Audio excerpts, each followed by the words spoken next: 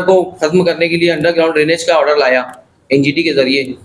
Traffic congestion खत्म करने के लिए एनक्रोचमेंट ड्राइव का ऑर्डर लाया, लेकिन उसके ऊपर पॉलिटिकल जो लीडर्स हैं वो इम्प्लीमेंटेशन नहीं होने दे रहे। प्रभाग अधिकारी को फोन करते या फला फला का अतिक्रमण मत तोड़, सिर्फ वोट बैंक के लिए।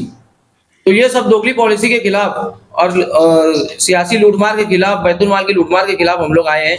अगर हम हमें साथ देती है और हम अगर जीतते हैं तो इंशाल्लाह सबसे पहला मेरा मिशन है कि सबको जेल में डालूंगा इंशाल्लाह। आपने अभी कहा कि चैलेंज किया ओपन डेबिट का, हाँ, जो कि नामुमकिन है, तो आप मुमकिन बनाओ। मुमकिन बनाना आप लोगों को मुमकिन बनाओ। आप अगर डिबेट रखते हो तो मालेगांव शहर के तमाम लीडरों को चैलेंज करता हूँ कि मेरा सामना करो। मीडिया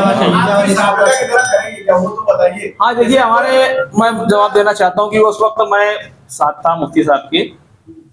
सियासत में हमारे आने की अभी जो असल वजूहत में से एक वजह ये भी है कि जब मुफ्ती इस्माइल साहब ने अल्लाह रसूल सल्लल्लाहु अलैहि वसल्लम के नाम पर सियासत में आने का और तीसरा महाज कायम करने का जब इरादा किया, तो हम उसके बुनियादी अराकीन में से एक थे, हम फाउंडर मेंबर थे।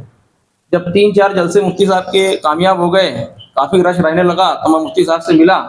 मतलब मुफ्ती साहब अपने तो बहुत कामयाबी मिल रही है, अपने को काफी भीड़ रही जलसे में। तो उन्होंने कहा कि आसिफ, सर्दी तो बहुत रह रही, लेकिन अपना टिकट उम्मीदवारी का लेने के लिए कोई तैयार नहीं हो रहा। तो हमने बोला कि ये तो बड़ी हैरत की बात है कि इतना रश होने के बाद कोई टिकट लेने के लिए तैयार नहीं उम्मीदवारी का। तो हमने हमारे वालिद साहब को, जिस वार्ड में शेख रशीद साहब का घर है, उस वार्ड से हमने उम्मीदवार नामजद किया, वार्ड नंबर 18 से। और हमने मुफ्ती साहब की उस वक्त तन मन धन से इस्लाह सियासत के नाम पर मदद की। हम सबसे पहला खानदान था हमारा जिसने शामनामा में निस्फ पेज का बड़े बड़े इश्तिहारात हमने निस्फ पेज के लगाए, और जिसमें हमने अल्लाह रसूल सल्लल्लाहु अलैहि वसल्लम के नाम पर अगर इस्लाह सियासत का जब उन्होंने दावत दी तो हमने उसको लब्बैक कहा और उनका साथ दिया। लेकिन जब इलेक्शन का रिजल्ट आ गया तो 27 उम्मीदवार जीत गए। मुफ्ती साहब को उस वक्त तक मैं मुआहिदा लिखने में, स्टेज के ऊपर कंटेंट लिखने में, स्टेज में क्या बोलना है उन बातों में उनको राय मशवरा तक दिया करता था। पार्लियामेंट्री बोर्ड के जो अराकीन थे वो उनके हम लोग बिल्कुल साथ में बैठा करते थे। लेकिन जब इलेक्शन का रिजल्ट आया तो 27 सीटें जीत गई, तो मुफ्ती साहब ने उनकी दावत रखी खाने की। खाना तो कोई महंगा नहीं होता, लेकिन हमको बड़ा अजीब लगा, दिल दुखा कि यार ये क्या बात हुई।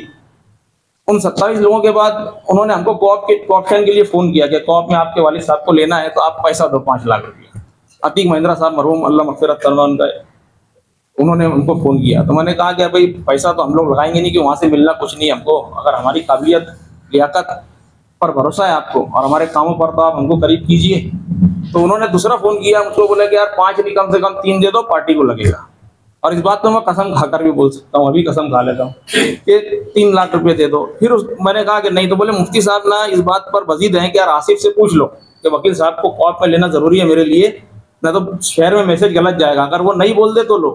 तो उन्होंने मुझे कहा कि कम से कम 1 लाख दे दो। तो मैंने कहा कि यार 1 लाख भी मैं दूंगा नहीं, क्योंकि अगर आपको अच्छा लगता है, उम्मीदवार हमारे वालिद साहब तालीम याफ्ता है, अगर आपको लगता है पार्टी का सपोर्ट रहेगा, पार्टी को सपोर्ट करेंगे और काम काज करेंगे आवाम का, तो आप लो।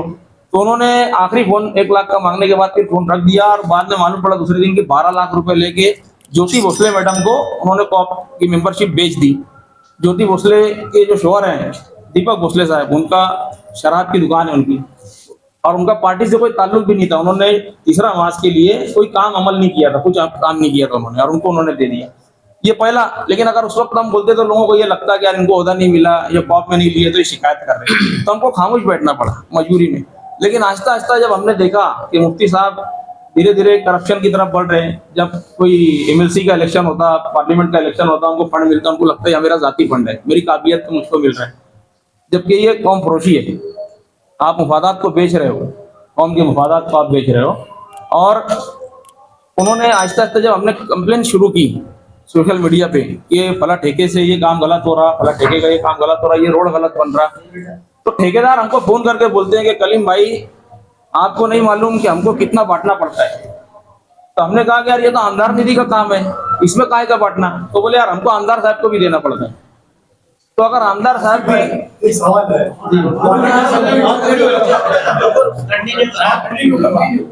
आमदार साहब भी अगर लेने देने में पड़ गए, आमदार साहब भी लेने देने में अगर पड़ गए, तो अल्लाह रसूल के नाम लेने की उनको उस वक्त जरूरत क्या थी। हमें और पूरी शहर के आवाम को धोखा देने की जरूरत क्या थी। तो आवाम को उन्होंने खुलेआम धोखा दिया, और वो माल की और जहाँ की मोहब्बत में पड़ गए। उन्होंने शहर के तमाम जो दीनी ओहदे हैं उनको अपने हाथों में संभाल कर रखा हुआ है। ये जहाँ की मोहब्बत है और माल की मोहब्बत में गिरफ्तार है, कमीशन ले रहे हैं, कमीशन खा रहे हैं। एक मिनट। और उन्होंने खास बात यह है कि तीसरे महाज के जितने पार्लियामेंट्री बोर्ड के अराकीन थे तीसरे महाज में उस वक्त, वो सब उनसे दूर हो गए। कुछ एक को छोड़कर सभी उनसे दूर हो गए। उन्होंने सबकी मेहनत की, सबकी कुर्बानियों की, सबके जज्बे की नाकदरी की मुफ्ती साहब ने। और मुफ्ती साहब के दिल से अल्लाह का डर जो है, जो हर किसी के दिल में होना चाहिए, वो आपको दिख रहा है कि निकल गया है। दूसरे लीडरान की मैं हिमायत नहीं कर रहा हूँ, दूसरे लीडरान में सब ऐसे ही है। तमाम सियासी घराने जो है वो खुलेआम बैतुल माल की लूट मार को हुनर समझ रहे हैं और आवाम को अनगिनत मसाइल, आवाम जो है वो अनगिनत मसाइल से जूझ रही है, जुल्म सह रही है, परेशानियां सह रही है। तो एक शेर उस पर से मैं अर्ज करना चाहूंगा कि मजलूमों के दिल का हर नाला तासीर में डूबा होता है। जब जुल्म कोई हद से बढ़ता है तो मूसा कोई पैदा होता है। वो मूसा अलैहिस्सलाम कलीमुल्लाह थे। मूसा अलैहिस्सलाम वो कलीमुल्लाह थे जिन्होंने फिरौन के जुल्म के खिलाफ डटकर मुकाबला किया। और आज अल्लाह ने हमारे भाई कलीम अब्दुल्ला को मजलूमों की मदद के लिए उतारा है। 17 साल के बाद ये दर्द कैसे छलका? दर्द तो हमारा कई वर्षों से छलका हुआ है साहब। आप देखो हमारी जो पोस्ट है सोशल मीडिया पे। आसिफ भाई, एक सवाल है। जी जी, मजबूरी है कि हमको सियासत में आना पड़ रहा है। मजबूरी, यही वजूहत है।